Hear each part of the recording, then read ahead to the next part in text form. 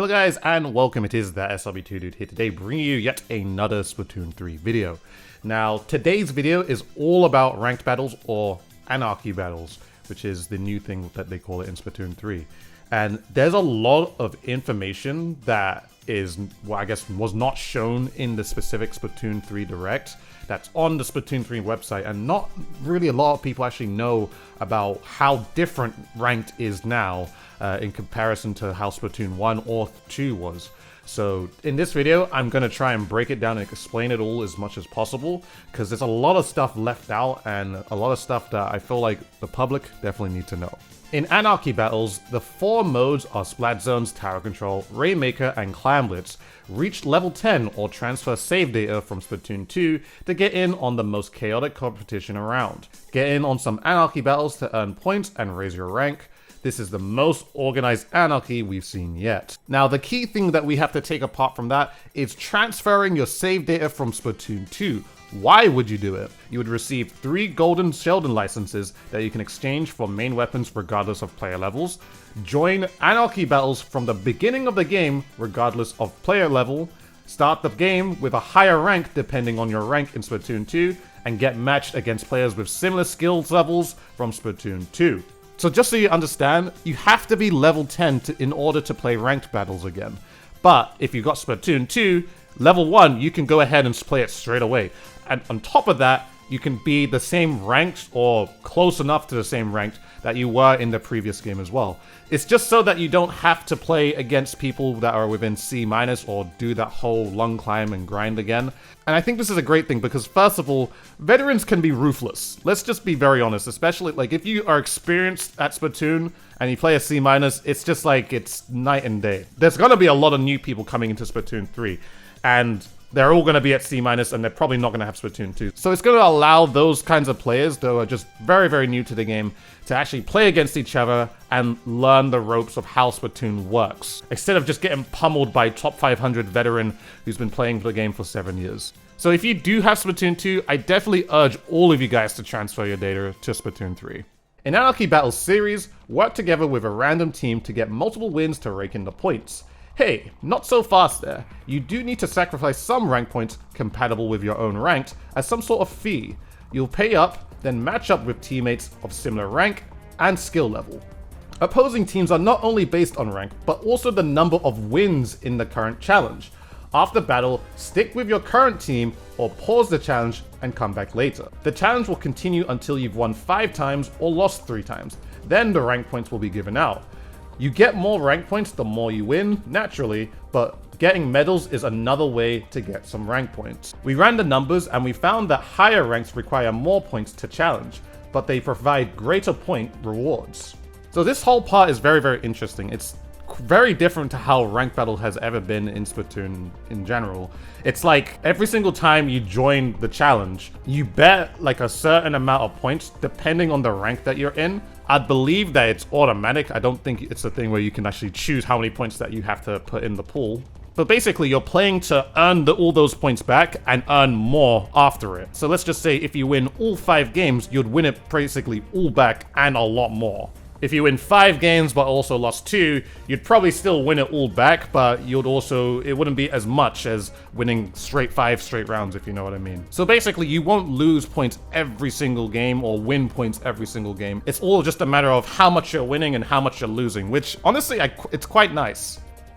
And another thing which I think is a very key feature, which a lot of people have missed, is that you can stay with the 3 teammates that you pair up with, and you can complete the rest of the challenge with them. So honestly, like, let's say you get a banging comp where it's just like it works so well and the team synergy with these 3 other people work amazingly well. You can just be like, I want to stay with these guys and complete the rest of my challenge with them and rank up just like that, which I also think is a really nice feature, because then, like, let's say you get with 3 people that have a really terrible comp with your composition, and it's just like you can just be like, I'm gonna dip. I'm gonna dip and find another team, you know. So things like that I think are really, really nice. So, and also, if I'm reading this correctly, it mentions Getting medals is also another way to get some rank points, which I'm assuming that means the medals that you get at the end of the games. Remember from the Turf War trailer where they showed this guy was the best painter and this guy got the most amount of splats and this guy was most wanted? I'm assuming it also means that. So it might mean the way you perform also contributes to how well you might do in ranked, which honestly I would say is a great feature. Moving on to Anarchy Battle Open. Whether you are playing solo or with friends, Anarchy Battle Open welcomes all team configurations. Groups can be made with 2 to 4 players. If there are fewer players than 4 in a group, then random players will be selected to round out the squad. Your group will be matched up with teammates with similar skill levels to the player with the fewest rank points in the group. You'll face an opposing team with similar skill level to your team to keep it fair and fun. Join the Anarchy by yourself or with friends and choose how you want to earn points in Anarchy Battle Series or Anarchy Battle Open.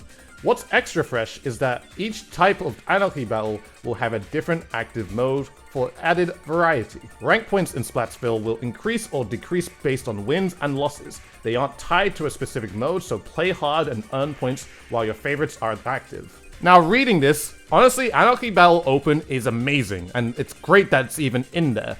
It's kind of unclear whether you can actually earn points while you're in Anarchy Battle Open. Maybe you can, maybe you can't, but I'm still trying to figure that out for myself, not gonna lie. Even in the Splatoon 3 Direct, it doesn't actually show like the challenge bar that was present in the Anarchy Battle series. So it's kind of unclear if you're able to win points, but even if you're able to win points or not, it's still an amazing feature that's there where you can play with your friends, whether it's 2 to 3 or 4. Or even by yourself at the same time, and it's just like a more chilled rank experience, because coming up to this next point, it's gonna make a lot more sense. Ranks and rank up battles. Let's put a microscope to ranks in Splatsville. Threshold analysis shows that ranks go from C- to C to C+, all the way to S plus 50, as you can see here. You guys can read all that, it's all good. Splatsville is also home to rank up battles. Conquer these milestone melees to go from different letter ranks. For example, C+ to B-. You do also need to put some rank points on the line, so rank up battles can only be done in Anarchy Battle Series. As I was saying with Anarchy Battle Open, where it doesn't exactly matter if you win or lose, because you can only rank up in the Anarchy Battle Series. And on top of that, losing doesn't cost you your rank. So basically, if you get to A- or S, you won't derank, which is why I'm uttering that it really doesn't matter if you play Anarchy Open and you win or lose. It's honestly like quick play. And one more detail that I intentionally skipped over is that, of course, there's 4 ranked modes. Back in Splatoon 2, we had 4 separate ranked modes where you had a separate rank for Zones, Tower Control, Rainmaker, Clan Blitz. In this game, there's only 1 ranked. So all your skill from Rainmaker to Splat Zones, it's all going to matter in this 1 rank. Which personally for me, I'm okay with this because this gives us more room for more modes. Let's say they added another ranked mode where they added, I don't know, maybe 2 more ranked modes. You would have separate ranks for those 2 as well. And bro, if we had like 8 modes, come on, are we really going to have a focus on this specific rank mode and this specific rank mode and this specific round and this one and this one and this one? Like, it just goes on forever. So in my honest opinion, I think having it all in one just makes the most sense. Reset rank. In Splatsville, once you get a rank, it won't go down as you play. However, all ranks will go down slightly every 3 months for the new season. How's this calculated? First, look at the highest rank each player has reached up to that point. In theory, a rank will drop by 2 from the highest rank the player has achieved. The S plus 0 to S plus 9 crew will drop to S, and anybody above that will revert to S plus 0. Our data indicates that the method of adjusting ranks may change in future updates. So basically what this is saying is that normally playing, you won't de-ranked. It just doesn't happen anymore. But every single 3 months, your rank will decay. If you're an A+, it should go down to at least A-. If you're S plus 0, it will go down to S. If you're anywhere above S plus 10, it will go down to S plus 0, so on and so forth. Coming in a future update, X Battles will be the true testing ground for the highest ranking players around. You'll need to have rank S plus 0 or above to even attempt this feat and battle for X power. How X Battles will work. You'll have to face this challenge alone. Diving in with a team of friends is not allowed. You'll be placed on teams with 7 other top performers who have a similar X power in a particular mode.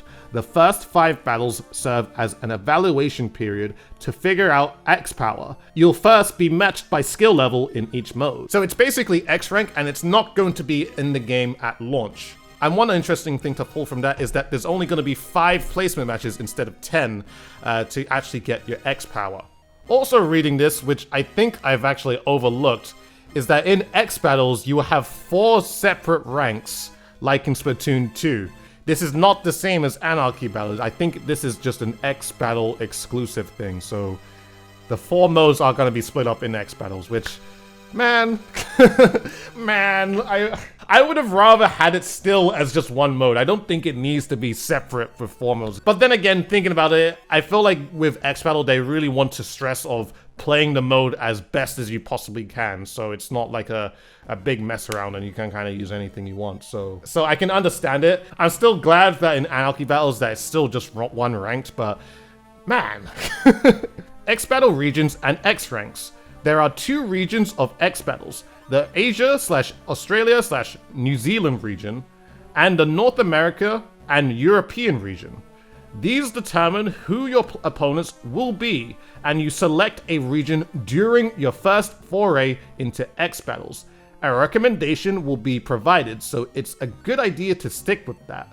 Regions cannot be changed during that season. For each mode and each region, the top 500 players will be honored. This one is very, very interesting, because obviously a season always lasts 3 months. So we would keep our X power for over 3 months. But also at the start of every X battle season, or the first time we play it, you get to choose which region you want to play in.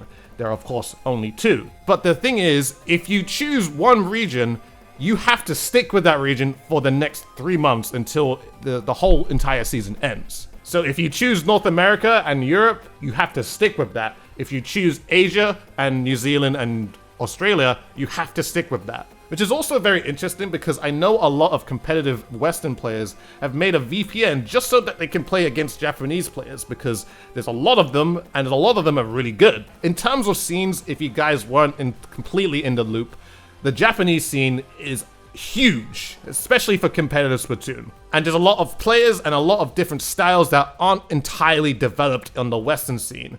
So it's just like another opportunity to play against different kinds of styles and all that type of stuff, if you understand what I mean. But the thing is, if someone wants to now play in that, they really have to commit for that for the next 3 months. So it's honestly a play at your own risk, because obviously if you play in a region that's not your own, you're gonna suffer with some lag or connection issues and all that type of stuff. So, I mean, personally, I'm gonna just stick with North America and Europe because I don't wanna have to deal with it. But also what I think is really interesting is that they're separating top 500 with both these 2 regions. So each region will have their own top 500 players, which is honestly really dang cool. So there'll be top 500 North America and Europe and top 500 Australia, Asia, New Zealand. So that's so sick. X battles and Anarchy battles. Finding other players for X battles might take a little longer, depending on the region, time of day, and weapon loadouts. I don't know why I say it like that. At this high level of play, teams with similar loadouts are matched. Joining the X Battle Elite doesn't mean you can't join Anarchy battles too. Pick your flavor of Anarchy based on the active modes and your own preferences. So of course in X battles, how they match you up is by weapon loadouts. I believe they do it the same way how they do in Splatoon 2 in terms of like range and all that type of stuff. But the really interesting thing, which I'm going to appreciate, is that there's going to be 3 different playlists, and hopefully all 3 playlists will have 3 different modes. And that's going to allow people to play their preferred mode just that much more. Now, I'm only speaking as a solo player, because a lot of the time right now I'm pretty much solo. So that's amazing that you can have that much choice. But if you're trying to play with friends, it might be a little bit difficult because you might only be stuck with just Anarchy Battle Open. Which, of course, again, it's not going to matter too much. At the same time, they're going to, in a future update, add League Battles as well, which will give more options for your friends to actually play with each other and all that type of stuff, but it's going to be more of a rank setting. But at least with this, there's a lot more choice, which is one thing that I do appreciate. I can understand why they do this with Splatoon, because obviously there's so many maps, and of course there's going to be more maps as time goes on when we get Splatoon 3. And there's all these game modes that can be played on every single map, so it's not a thing where they can choose one mode and one map and have that as its own separate playlist, because they would have to do it with every single one, which would make like 96 something playlists, which is just going to be pretty dang ridiculous, and it's then going to be that much harder for actually people to find games. So yeah, that's pretty much why they're doing it like this. Obviously I wish there were different ways they can actually like figure things out, but you know, we can only kind of get what we can get, you know, so. But either way, X Battles is looking really interesting, or Ranked Battles in general is looking really interesting. I'm interested to know what you guys are thinking in the comment section below for Splatoon 3 Ranked Battles. It's definitely a whole lot different in comparison to something like Splatoon 1, and definitely different from how Splatoon 2 is right now. So let me know what you guys think in the comment section below. If you enjoyed this video, I'd really urge you guys to subscribe to this channel.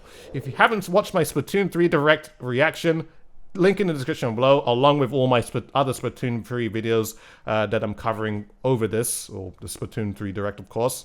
And if you haven't already, of course, follow me on Twitter and Twitch, both in the description below. We're doing some big things there. And lastly, follow the Discord. It's the greatest place to talk about Splatoon 3 with myself and with other people, and also a great place to be notified whenever I go live for a Twitch stream, because your boy is streaming a lot.